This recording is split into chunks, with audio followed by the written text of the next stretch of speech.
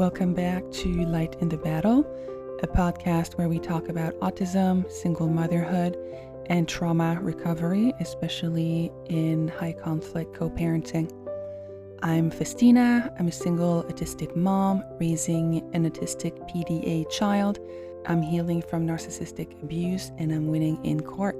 And so the goal of this podcast is to share for free with everybody the tips and tricks that I've figured out along the way that have been a game changer for me.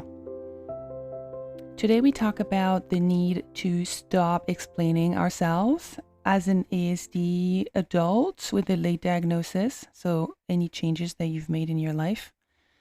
You stop explaining yourself as the parent of a PDA child because the way we raise those kids is pretty unique. And you stop explaining yourself to your high conflict co-parent. One of the fastest ways to undermine yourself is over-explaining. And this applies to high conflict situations, to the changes you'll be making in your life after a late ASD autism diagnosis, and to the way you parent a PDA or autistic child. Don't explain yourself. There's no need. You're an adult. You make your decisions within the parameters that you've understood, and you own them. Because when you're over-explaining, it feels like you're being clear and reasonable, but what you're actually doing is, especially when it's your co-parent you're talking to, you're giving away too much information. You're exposing your emotions, which feeds them narcissistic supply, and you're creating material that can be used against you, especially in emails and texts and anything that can be documented. When you over-explain, it comes from a need to justify yourself, to defend yourself, and to try to be understood. None of that is going to land. What it is going to do is it will lead to longer messages, an emotional tone, and inconsistencies. In high conflict dynamics, less is safer. That's why there's a B in BIF, the BIF communication method. The B stands for brief. That's why, okay? You actually don't need to explain your reasoning. You're an adult. You don't have to explain your decisions. You don't have to justify them. And you certainly don't need to walk someone through your thought process. They're an adult too. They can do their own research. In the context of high conflict co-parenting, you must inform the co-parent of certain things, yes. And the scope of what it is you have to disclose should be discussed with your legal counsel. But beyond that, for anything that is really just your parenting style and the decisions that are made at your house, you don't have to even bring them up, to be honest. And the ones that you do, you can simply say, this is what I will be doing. And then you let them throw a hissy fit. That's fine. That's expected and that's fine. Whatever. You stay clear, neutral, and contained. Because you're not trying to be understood. You're trying to remain consistent and credible, because that's what's important in family court. The judge isn't going to read a long emotional explanation. They're going to be looking for patterns, a stable parent, and stuff that helps them easily identify who is high conflict and who isn't. So if you're used to over-explaining, start practicing shorter responses and a neutral tone. That's not you being rude or whatever you've been convinced that you are. That's you reclaiming your agency and deciding to preserve your energy, because that's part of the strategy, preserving your energy, not pissing it away in emotional nonsense with someone is committed to misunderstanding you. And the people in your life that didn't see the abuse, or that don't believe that you're autistic, or don't believe that your child is autistic, are also sometimes unconsciously committed to misunderstanding you. You can find me on Facebook at Light in the Battle, where I share thoughts and tidbits every now and then. And you can find this podcast on all podcast platforms at Light in the Battle, Autism, Single Motherhood, and Trauma Recovery. The same concepts that I've just mentioned also apply to friends and family when it comes to telling them about the abuse you have endured. Most of them will not get it because they haven't been through it, and that's okay.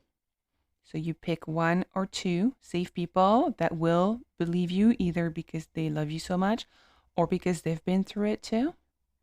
Or you hire a therapist. And with these few people, you can go deep into whatever you feel the need to talk about. But that's it, really. There's two reasons for minimizing the amount of conversations that you're having about your trauma or about why you're making the decisions you're making. First of all, you'll be reliving the trauma every time you talk about it if you haven't cleared it out of your nervous system. And here I'm thinking about EMDR therapy, for example. My episodes 17 and 18 talk about EMDR as a type of trauma therapy and how it's completely changed my life. It basically turns a traumatic memory, something you can't talk about without reliving it, like it's happening again right now as you speak. It transforms that into a bad memory, something that you can talk about. The second reason I'd encourage you to not be blabbing away about how you feel and what happened to too many people is that your friends and family are talking about you when you're not in the room. With concern and compassion, sure, but still I can tell that in my circles, initially, I had quickly become poor Faustina who's been through A, B, C, and D. And as you keep walking forward on your journey back to the woman that you were when you were targeted, you were established, you were joyful, you had a clear mind.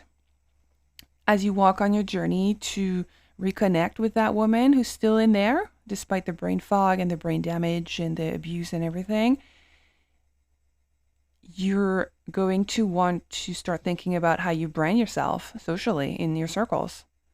And you can't be seen as a victim. You can't be unknowingly and willingly encouraging people to see you as a victim. That's not what we're going for here, long term. Okay? I find that talking about the decisions you're making, explaining yourself, where it's coming from, your trauma and all that, talking about that to several people, whether it's in graphic detail or not, it won't do any good. It will actually harm you long term in the way people see you. Okay? All of the above applies also to the changes you're making to your life as a late diagnosed autistic woman. You're suddenly no longer going to be attending loud events with crowds. You're suddenly going to stop going to maybe restaurants and you'll start inviting people to your home instead. You're going to start making changes to your lifestyle, and that's okay. You actually don't have to explain yourself. And the same applies to the way you parent a PDA or ASD child. This lifestyle is not for the weak. 99% of people won't understand it. And that's okay. You don't have to explain yourself. You're the mom. You're the one who makes the decisions. Remember who you are. Okay? So maybe listen to the episode again with in mind either the high conflict situation or the changes you're making as to your life as a late diagnosed autistic woman, or as it applies to the way you're raising a PDA autistic child. Okay? I hope this helps. I will potentially see you on Facebook if you'd like to chat. I'm helping women get some perspective on their situation, remember who they are, remember that they have a lot more power than they think. That is something that I'm doing with the women that start conversations with me on Facebook. I do this for free. I do it on my own time, and I can tell that it's helping. That's the feedback that I've been getting. So don't hesitate to reach out, as I still have time to do that at the moment. Also, make sure to please share this episode if there's a mother that you know that this could help. And if you can leave the show a 5-star review, that will also ensure that the algorithm pushes my content to more single moms who need to hear it. Thank you for being here today. And if you're still in the thick of it, don't forget that you will need to take this life one day at a time. Your only job is to stay standing until bedtime, and you'll do that again tomorrow. We'll talk to you in 2 weeks.